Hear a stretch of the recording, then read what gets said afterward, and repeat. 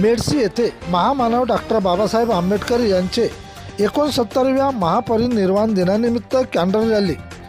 मालेगाव तालुक्यातील मेडशी येथे भारतरत्न महामानव डॉक्टर बाबासाहेब आंबेडकर यांचे 69व्या महापरिनिर्वाण दिनानिमित्त मेडशी येथील बौद्ध धम्म बांधव समता सैनिक दल यांच्या वतीने सायंकाळी 6 वाजता बुद्धविहार ते गावातील मुख्य मार्गाने कॅन्डल रॅली काढण्यात आली आहे। यावेळी समस्त बौद्ध बांधव, महिला, बालक मोठ्या संख्येने उपस्थित होते।